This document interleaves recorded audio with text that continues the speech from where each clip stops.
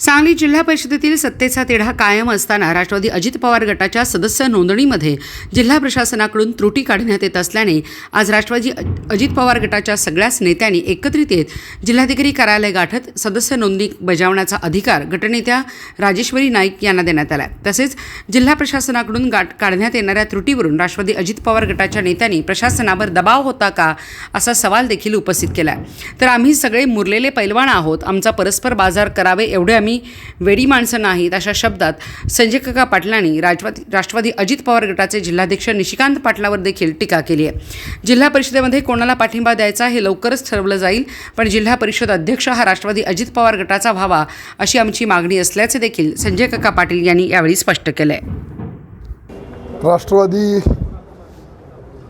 काँग्रेस पक्षाच्या वतीनं शुक्रवारी या ठिकाणी काही आले होते। त्या दिवशी थोडी क्युरी काढून बराच वेळ ती आमचे सगळे सदस्य थांबले होते। त्या दिवशी झालं नाही म्हणून आज आम्ही ठरवलं की पुन्हा अडचण येऊ नये, उद्याचाच दिवस शेवटचा आहे आणि या सगळ्या प्रक्रिया करताना आमच्या महिला जवळजवळ 4-4.5 तास या ठिकाणी होत्या। पण क्युरीचा कंप्लायन्स तुमचीच पत्रकार बैठक झाल्यामुळं 2-2.5 तास या ठिकाणी त्यांची ती बैठक चालली होती। आज पुन्हा काही अडचण येऊ नये, सत्तेचा दुरुपयोग करून इथं पुन्हा कोणी यंत्रणा वापरू नये म्हणून आम्ही सगळी मंडळी, अजितराव घोरपडे सरकार, शिवाजीराव नाईक साहेब, विलासराव जगताप, या ठिकाणी उपस्थित असलेले राजेंद्र अण्णा, ही सगळी मंडळी आम्ही भेटायला आलो। आता वर त्यांच्या सह्या घ्यायचं काम चाललेलं आहे आणि त्या दृष्टिकोनातून आमच्या चर्चा सुरू आहेत कुणाबरोबर जायचं। आणि पूर्वीपासून थोडी आम्ही मागणी करतोय की आम्हाला अध्यक्षपद दिलं तर जरा बरं होईल। दुर्दैवानं अतिशय दुःखद घटना घडली। राष्ट्रीय अध्यक्ष अजितदादा यांची दुर्घटनेमध्ये दुर्घटना घडली आणि म्हणून आम्ही ती मागणी केलेली आहे। ती मागणी आमची अजूनही कायम आहे आणि वाटाघाटी या 2-3 दिवसामध्ये होतील एवढं निश्चित। 2 ते 3 वेळा आपण या ठिकाणी आलेला आहात, पण आपल्याला त्यांनी जुमानलं नाही, तरीसुद्धा शेवटी आपल्या सगळ्या दिग्गजांनी इथं यावं लागलं आणि आज आपलं फायनल झालं। तुमचा पाठिंबा भाजपला नव्हता म्हणून त्यात त्रुटी काढण्यात असं म्हणणं प्रशासनावर पूर्ण आरोप केल्यासारखं होईल। पण आम्हाला शंका वाटत होती म्हणून आम्ही सगळे आलो। आज आणि काही काढू नये म्हणून आम्ही सगळे आलो आणि याचा भाग भाजपला पाठिंबा आहे नाही, तुम्ही सगळे पत्रकार मंडळी आहात,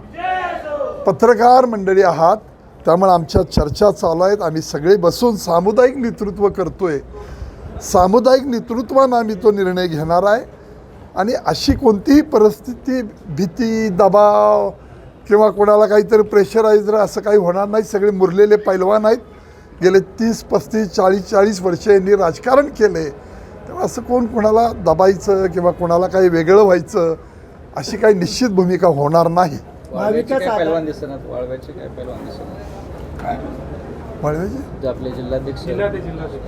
नाही, निशिकांत दादांनी त्या दिवशी थोडासा इथं आमच्यामध्ये एक तो दिसून आला, समज झाला। ठरलं होतं असं की नाईक साहेबांच्या सुनेंना आपण त्यांना गटनेतेपद दिलेलं होतं त्या मीटिंगमध्ये, बरोबर का सरकार? पण इथं पुन्हा कागद येताना त्यांनी तो अधिकार स्वतःकडे घेतला होता व्हीपचा, तो आम्हाला काही पसंत पडला नाही आणि आमच्या परस्पर जाऊन आमचा बाजार करावा एवढी आम्ही वेडी माणसं नाही। त्यामुळं आम्ही ते पुन्हा कुठल्याही परिस्थितीत त्यांच्याशी संभाषण झालेलं नाही। महाविकास आघाडीने जर का आपल्याला दिलं, तुम्ही गेला नाही, म्हणजे तटकरे आणि सुरेंद्रबाईंनी बैठक बोलवली, त्याला तुमच्यातलं कोणच गेलं नाही, तुमचा नेमका त्याच्याबद्दलचं काय विचार? नाही, नेमकं म्हणणं ते निरोप नीट मिळाले नव्हते, कुणी बोलवलं, कशासाठी बोलवलं, कुठं बोलवलं, काही नीट कम्युनिकेशन झालं नव्हतं। जिल्हाध्यक्ष फक्त गेले होते त्या बैठकीला, जिल्हाध्यक्ष गेले, जिल्हाध्यक्ष फक्त गेले होते, जिल्हाध्यक्ष। तुम्हाला बैठकीचं काय नाही, नीट निरोप मिळाले नाहीत, त्यामुळं काय वेळेत जाता आलं नाही, मग उशिरा जाऊन काही उपयोग नाही म्हणून मग थांबलो।